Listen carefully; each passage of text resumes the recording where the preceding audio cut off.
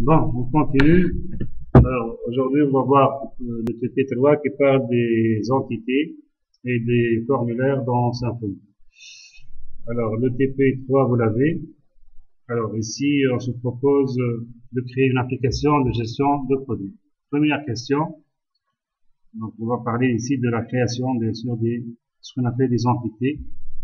Création des entités. Première question. Créer l'entité produit, c'est-à-dire la classe à partir de laquelle l'ORM Doctrine va générer la table MySQL produit. Alors, Doctrine, c'est le composant de Symfony qu'on appelle ORM. C'est quoi ORM? On a vu ça la dernière fois. ORM. ORM, c'est O, c'est Object. R, c'est Relational Mapping. Object, Relational Mapping. Ça veut dire, vous créez des classes, qu'on appelle des entités au niveau de PHP, des classes PHP. Et Doctrine, il va, à partir de ces classes, il va créer quoi? Il va créer la table dans MySQL. Donc, il va faire le mapping, c'est-à-dire la correspondance entre les objets, qui sont les classes, ici PHP, et le relationnel, ça veut dire les tables dans MySQL. Donc, juste vous créez la classe, et Doctrine, il va, à partir de cette classe, vous créer la table, il va faire le create table, si vous voulez, à partir de la classe. On va voir ça, donc, en détail, dans la suite. Alors, première question, petit a, on va créer une base de données dans MySQL, et on va l'appeler BDProd. Donc, ici, Laurent, on peut démarrer. Alors, comment je crée la base de données? Je vais aller dans PHP, MyAdmin. Vous pouvez utiliser d'autres outils comme Query Browser, de MySQL ou Branch. Donc, je vais aller maintenant, je vais créer la base, et c'est l'ORM Doctrine qui va créer les tables dans cette base à partir des classes PHP. Alors, j'ai déjà la base donc BD prod. Je vais créer une autre base que je vais appeler BD Demo, parce que j'ai déjà BD prod. Pour vous, vous allez créer BD prod, ok? BD Demo, ça y est, elle est là, elle est créée. Donc, je reviens à mon TP. Question suivante, B, qu'est-ce qu'il nous demande? Il nous demande d'ouvrir le fichier de paramètres qui s'appelle parameters.yaml. Ça, c'est un format c'est comme XML. On appelle ça format YAML. Symfony, donc, utilise beaucoup ce format qui nous donne les paramètres de mon application. Alors, où est-ce qu'il se trouve ce fichier-là? Paramètres.yaml. Où est-ce qu'il se trouve? Il se trouve dans app config. Alors, je vais l'ouvrir avec quoi? J'utilise ici mon IDE qui est NetBeans. Je vais aller donc dans source file app config. Hein? Vous voyez ici le chemin app config parameters.yaml. Il est là le fichier. Je double-clique dessus pour l'ouvrir. Alors, le fichier nous donne les paramètres. Quel est le paramètre que je vais modifier ici? Quel paramètre il nous demande? Alors, la base de données. Je ne vais pas te modifier, juste la base de données, le login et le mot de passe. Donc, je reviens ici à alors, le base de données, database name, root, il n'y a pas de mot de passe. Donc, je reviens à NetBeans. La base de données, comment je l'ai appelée? Database name. Par défaut, il vous propose Symfony. Moi, comment je l'ai appelé? BD Demo. Pour vous, BD Prod, ok? Alors, le root, c'est le username. Et là, j'ai pas de mot de passe. Si vous avez un mot de passe pour le root, vous le mettez ici. Hein? Le reste, vous laissez inchangé et vous enregistrez. Ok? Donc, on a fait quoi? On a créé la base. Et juste, on a modifié le fichier parameters.yaml. C. Ouvrez une fenêtre amie de commande, puis placez-vous dans le C.3W pour vous à cette fois et pour moi démo. Alors, comment on fait ça? On l'a déjà fait. Comment on fait? Donc, je vais aller dans C, 3 www.demo. Si je veux ouvrir une fenêtre vide de commande ici, comment je fais? Très bien, Shift, bouton droit, ouvrir une fenêtre. Ça y est, elle est là. Question suivante. Alors, on va créer l'entité avec la commande. Donc, toutes les commandes dans Symfony sont exécutées avec l'exécutable PHP. Et ici, doctrine, generate entity, ça veut dire je demande à l'ORM doctrine de me créer une nouvelle entité. Entité, ça veut dire quoi? C'est tout simplement une classe PHP qui va être transformée par la suite par doctrine en quoi? En table dans MySQL. Ok? Alors la commande elle est là, je vais la taper.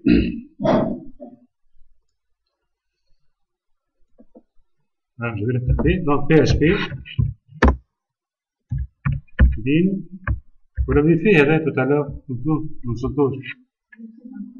donc bin console doctrine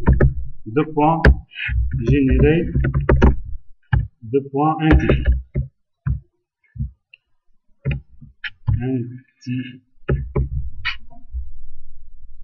C'est bon? Bien sûr, toujours PHP il doit être dans votre path pour qu'il soit reconnu en tant que commande par Windows.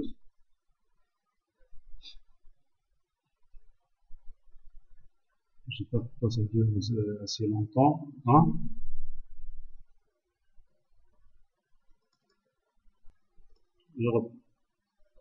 Alors, c'est bon. Alors, qu'est-ce qu'il me demande ici? Le nom de l'entité. Comment on doit l'appeler ici? Qu'est-ce qu'il nous a demandé? Comment je vais appeler la... Je vais l'appeler comment?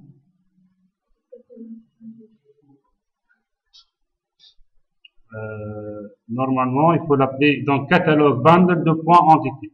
Alors, le nom du bundle, le nom de l'entité. Donc, je vais taper ça ici. Donc, catalogue bundle, l'entité, on va l'appeler produit avec un P majuscule. Entrée. Alors, il nous demande quel est donc le format de configuration. Je prends toujours annotation, ce qui est la plus simple. Par défaut, je tape entrée. Entrée va prendre la valeur par défaut qui est annotation.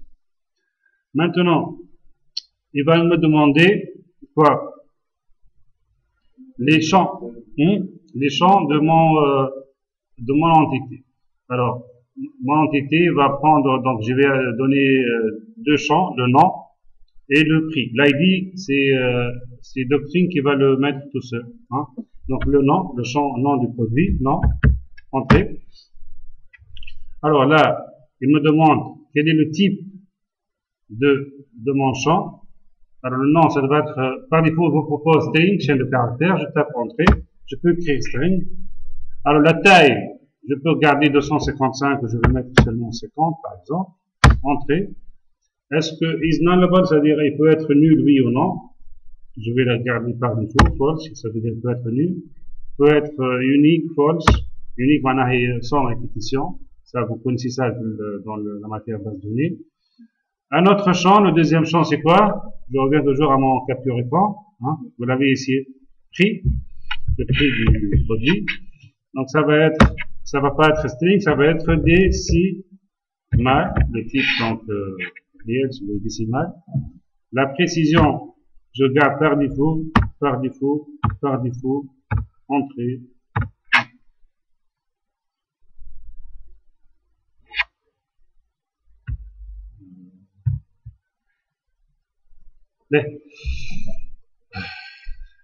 Est-ce que j'ai encore un autre champ à donner?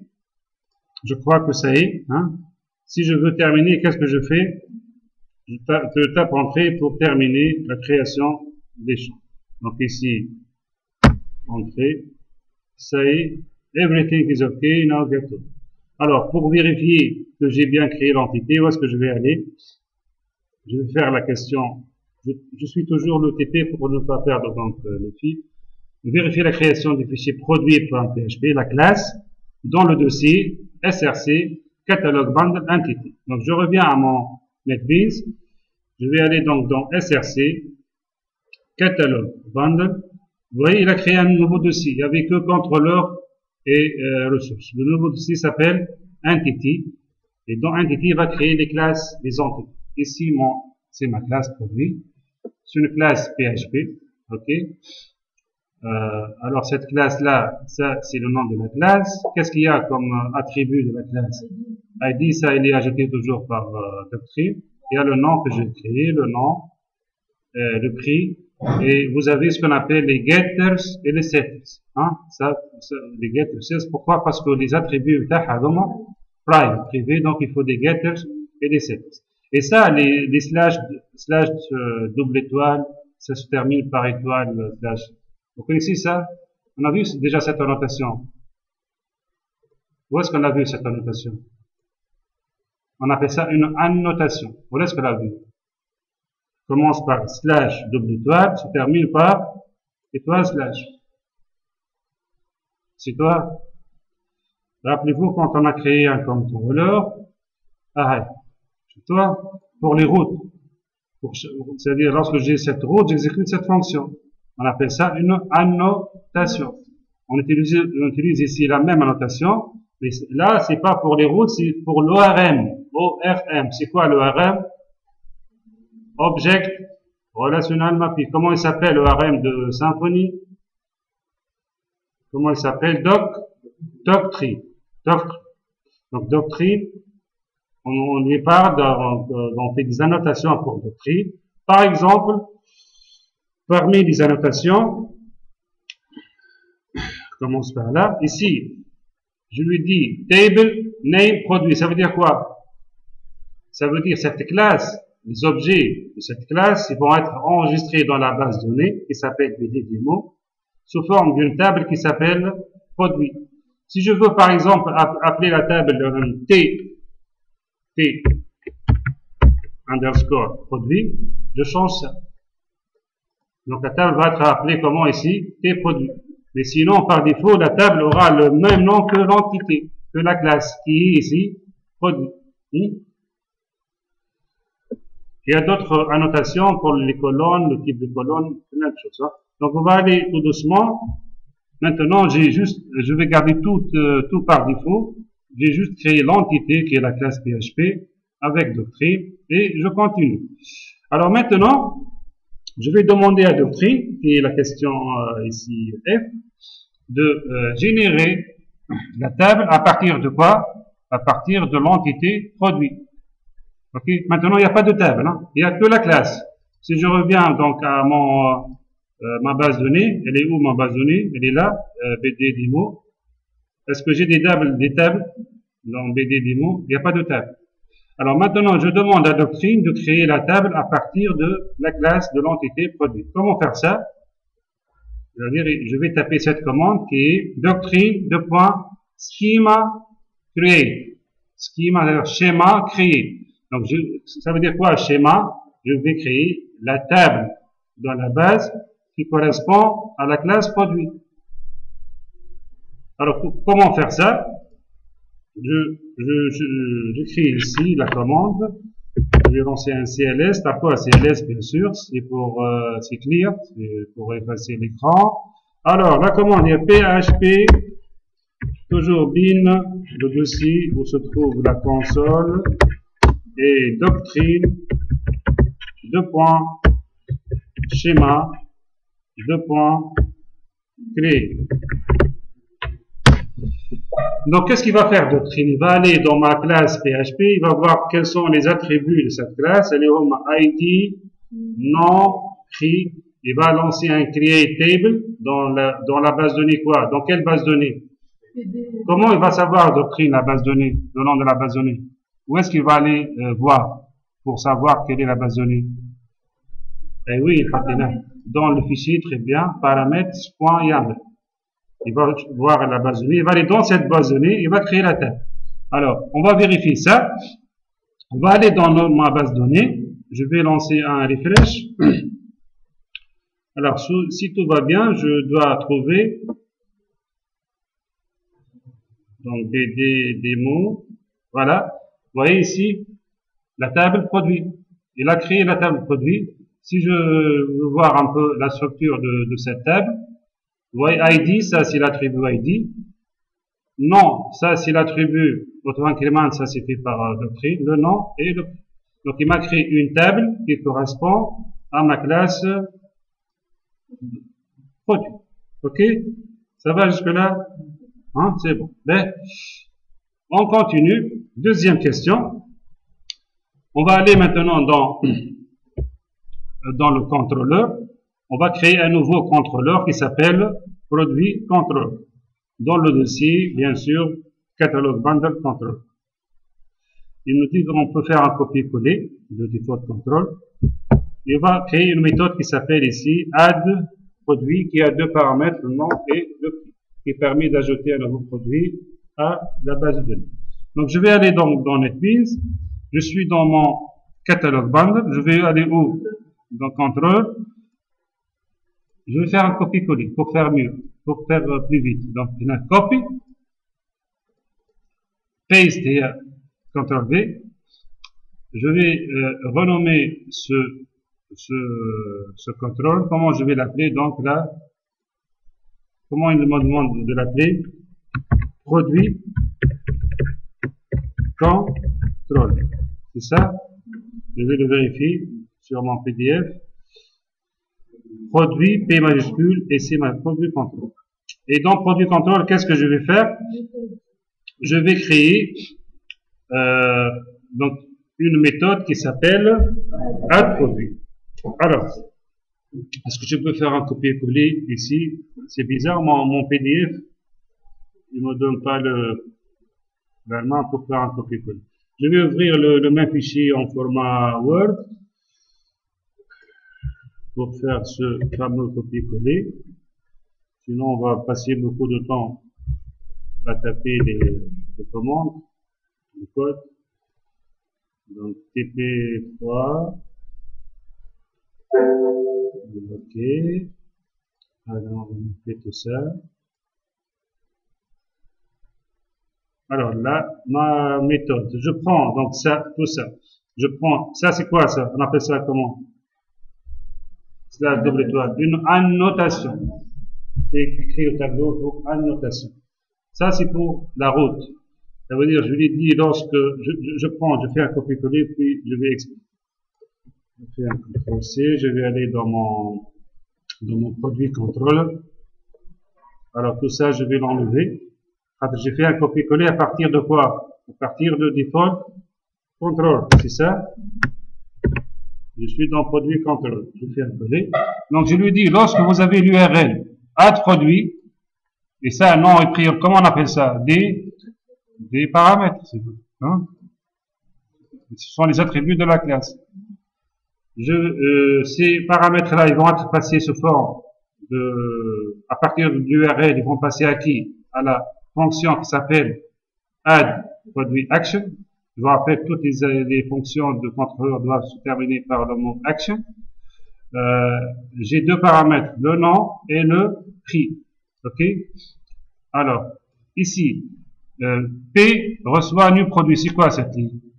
C'est une instanciation. J'ai créé un objet qui s'appelle P de la classe produit.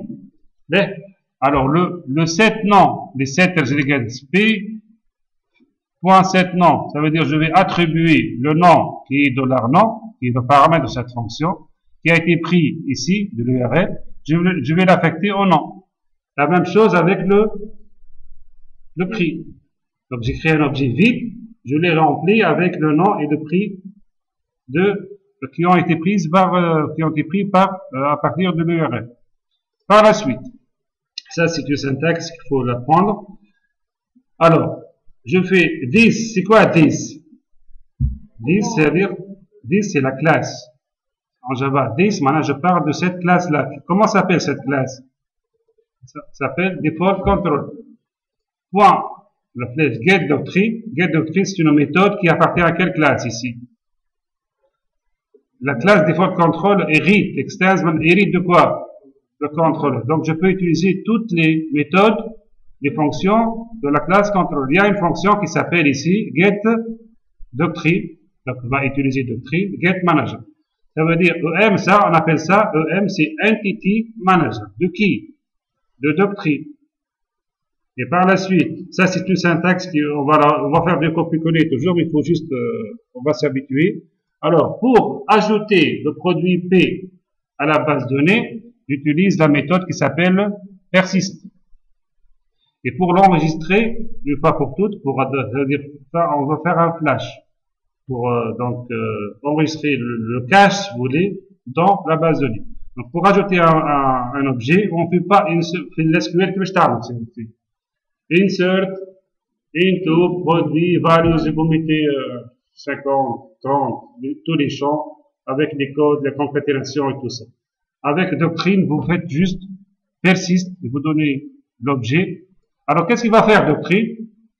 Ici, que le produit P a sa table, qui s'appelle produit, il va aller lui-même faire un insert dans la table produit. Une fois le produit il est ajouté, qu'est-ce que je fais ici? Donc, toujours, on a un route, on a l'action. Ça, c'est le contrôleur. Le contrôleur, il a créé un modèle, le P, hein, et il va faire quoi? Il va appeler la vue. Comment s'appelle la vue ici? Add produit, HTML tweak. Il va appeler la vue, on va la créer tout à l'heure. Il va lui passer quoi? C'est quoi ça? Ça, c'est le mot modèle.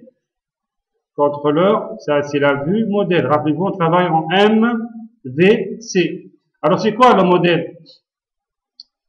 Donc, le ray, ça, c'est un tableau. Hein, comme on a fait pour A, B, C, A, B, la somme, TP2. Alors, je vais transmettre un objet, un variable qui s'appelle produit. Sa valeur, c'est quoi? $P. C'est quoi $P ici? C'est l'objet que je l'ai ajouté dans la base de données. Comment je l'ai ajouté? Ici, par persist flash. Et j'ai transmis cet objet à qui? À la vue. Pourquoi je lui transmets l'objet? Pour qu'elle l'affiche. Donc, je l'ajoute, puis je l'affiche à l'écran. Alors, est-ce que j'ai cette vue? Je ne l'ai pas. Donc, il faut la créer. Il faut la créer où? Ça y est, on a fait ça. Maintenant, ajouter la vue add produit HTML dans le dossier resource view default. Et ça sera donc son contenu. Je reviens toujours à le PDF. Je vais fermer comme ça. Je n'utilise plus ce PDF là. Alors, la vue s'appelle comment donc? Produit.html. Je vais en copier ici. Alors, la vue, elle est où? Elle est là. Où est-ce qu'on met les vues? Dans Resources, Views, Default. Alors, je vais prendre, par exemple, celui-là. Je vais faire CTRL-C, CTRL-V. Copie, je vais faire une copie, et puis je modifie. Copy-paste. Alors, je vais l'appeler comment? Je vais l'appeler add produit.html. Le point tweak, c'est lui qui va l'ajouter. Voilà. Add produit.html. Alors, je vais ouvrir cette vue. Ça, c'était la somme. Je vais supprimer ça, puisque j'ai fait un copier-coller. Alors, le code. Alors, le code, là, c'est un peu nouveau, mais on va le comprendre petit à petit. Donc, je vais prendre ce code de add produit. Je vais essayer de l'expliquer. Bon, ça c'est tweak. Ça veut dire quoi? Alors, il va prendre le produit que j'ai transmis dans le modèle, il va l'afficher ici. Il va l'afficher dans un bloc. Alors, ici, ça c'est l'ID, le produit. Ça c'est le nom du produit. Ça c'est le prix. Avant ça, ici, qu'est-ce qu'il dit, tweak? Extends base HTML tweak. Ça veut dire extends, ça veut dire quoi extends? Hérite. Ça veut dire dans ce base, je définis ce qu'on appelle le modèle, le template, ça veut dire la structure de ma page qui est en bloc. Et je vais hériter de ce modèle-là. Ce modèle, il est par défaut, il se trouve dans app ressources view base HTML. Je vais l'ouvrir pour comprendre un peu. Ça, c'est une page, si vous voulez, modèle de tweak. Ici, j'ai le head تعرف شكون head, ça c'est HTML, head c'est le bloc, head et le body. Ici, il définit des blocs. Ça, c'est le bloc, un bloc qui s'appelle title. J'ai un bloc qui s'appelle body, j'ai un autre bloc. Alors, le bloc s'appelle body. Le nom du bloc s'appelle body. Je peux l'appeler autre chose. Ici, dans add produit, quand je dis bloc body, ça veut dire ça, je veux le mettre où? Je veux le mettre dans le bloc body, qui se trouve juste au-dessus de JavaScript. Alors, dans le bloc body, je veux mettre ça, l'ID. Alors, les doubles, on a vu ça depuis le début. Double moustache, double accolade. Ça veut dire quoi? ايش معناتها الدوبل لاكولاد؟ انا في الفيو تو كي نحط دوبل لاكولاد ايش معناتها؟ يا دري ايش معناتها؟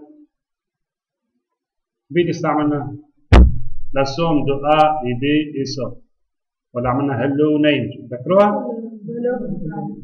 هلو نيم je vous rappelle ça هلو نيم où est-ce qu'il est? Il est là voilà en TP2 عملنا هلو حطينا double accolade name on a dit ça c'est une variable qui vient de qui? Du modèle. Quand je mets double accolade, ça veut dire je parle du modèle. Le modèle qui a été transmis à la vue. Par qui? Qui transmet le modèle à la vue? C'est le contrôleur. Le contrôleur. Hein? Ici, comment on a transmis le contrôleur? Pour le name, je rappelez-vous le name. Surtout avec le name, il a donné le nom.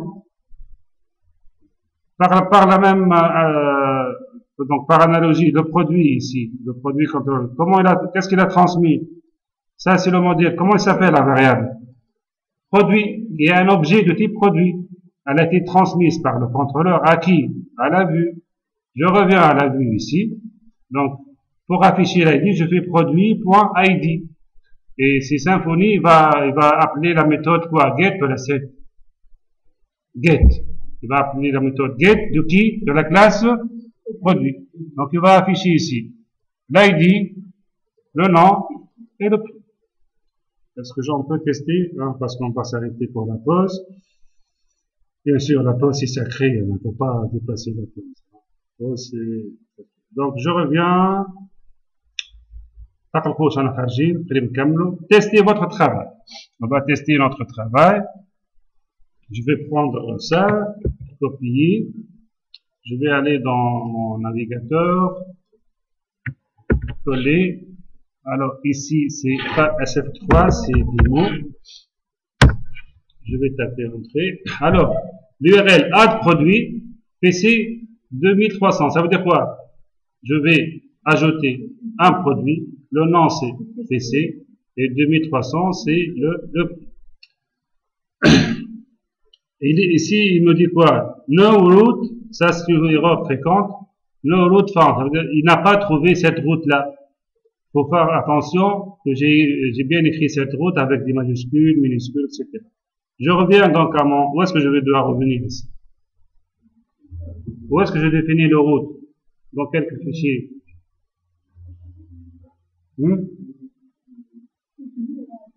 Non, pas dans les views. Dans le contrôleur. Comment s'appelle mon contrôleur? Produit contrôleur. Des fois, ça c'est pas. Alors, le route. La route, elle est comment la route? Add produit. Là, ça c'est la route. Add produit. Nom. Et prix. Alors, qu'est-ce que j'ai écrit, le navigateur? Add produit. Non, et puis, pose ici, les autres ça. Alors, donc,